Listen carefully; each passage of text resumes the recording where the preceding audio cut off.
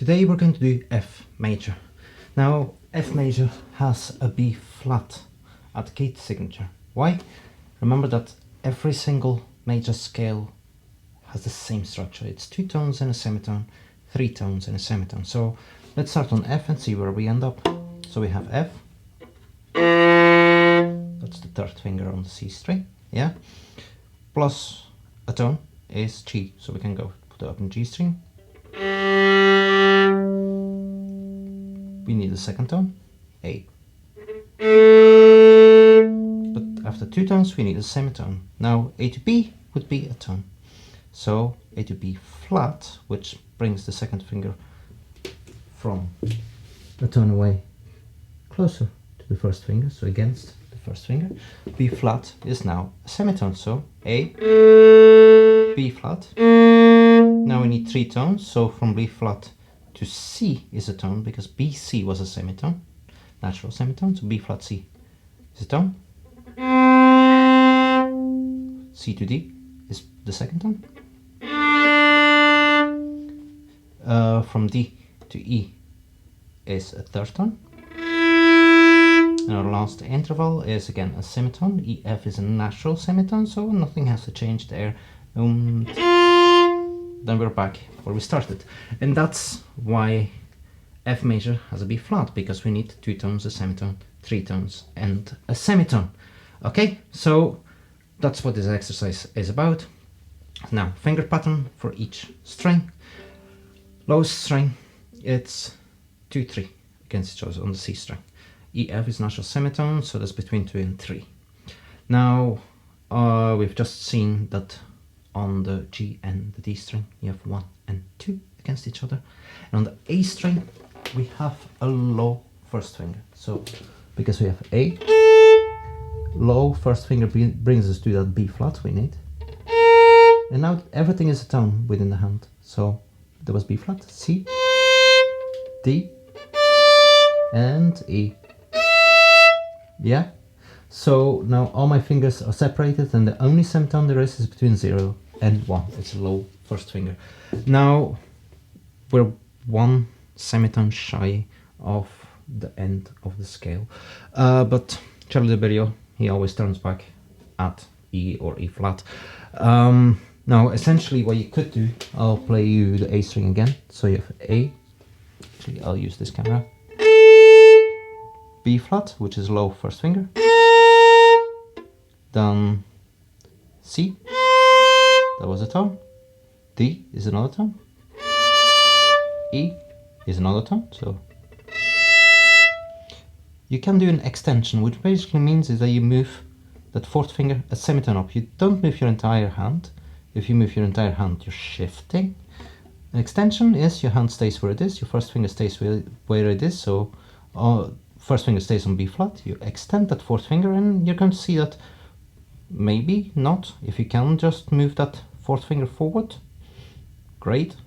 If not, then 2, 3 are going to follow along, and you end up on F. And to go back down the scale, you have to bring all fingers back to where they were. And now we're on E.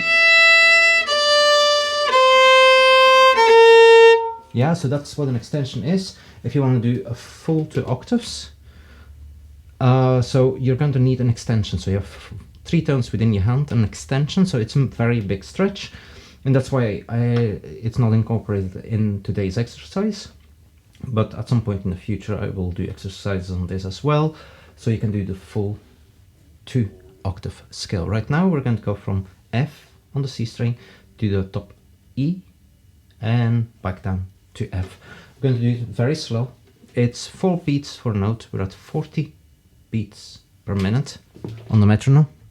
So very slowly. Okay, let's find F. So C, D, E, and natural semitone F. Ready? Here we go. 1, 2, 3, 4, F. Tone G.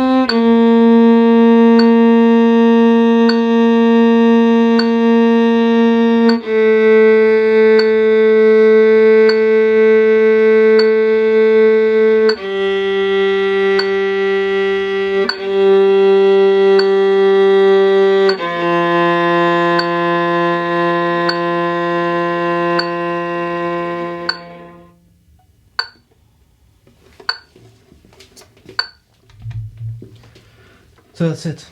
I try to clearly show when I prepare next string. Usually before I let go of the first finger, I've already placed the second and the third finger on the next string.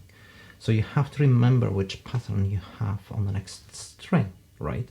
Otherwise, it's not really helpful. I can't prepare fourth finger because it's likely to touch the open string when I want to use it. So I wait with that until I actually need. But if 2 and 3 are already in place, it's fairly easy to get fourth finger in tune. If you can reach with your little finger and get it in tune before you let go of that first finger, all the better.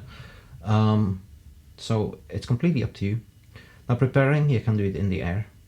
So just float the fingers in the right finger pattern above the string while you play the open string, for example. Or you can prepare when you still have a finger down, already start building the next string before you go to the open string. Or you can just pray and hope for the best and throw your little finger at the next string, but that way you don't really learn much. And one of the things I would suggest you do is to be patient and actually learn to control things. Throwing your fourth finger at the next string might occasionally work, but when you're under stress, you're on a stage or in a lesson, you're likely to make mistakes. So you want to avoid that. So if you learn to prepare properly, your intonation will improve much faster and pieces will become a lot easier. So take your time when you learn something like this and learn to look ahead, to be ready for what comes next. That's important. That's what practice is about. As I said, there's 4 standard finger patterns. It's not that much, but practice is about being prepared, being relaxed. Yeah, so prioritize intonation and preparation first, then start paying attention to your posture, your low shoulders, nice round thumb, relaxed thumb on the left hand, without actually losing the intonation. So you're going to have to do this exercise maybe 10 times, easy. And every single time you concentrate on something extra. Yeah, in the beginning it's intonation, and then you start paying attention to the sound quality and relaxation. Yeah. Now, this is really slow. You have 4 beats per bow and only 40 clicks per minute, so it's 6 seconds for every bow. If you want to do 2 bows of 2 beats when you do it this slow, go for it. Yeah, so instead of doing 1 long bow, you can just do 1, 2, 3,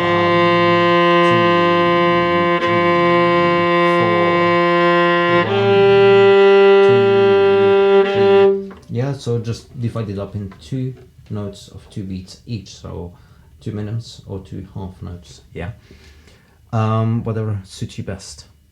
And then later on, when we get to, for example, 80, which is done twice as fast as now, you can just do it 1 note per bar. The bowing, not the most important thing right now. Relaxation, intonation, sound quality, and posture. Yeah? Okay. I'll see you at 60 beats a minute, and good luck. Bye.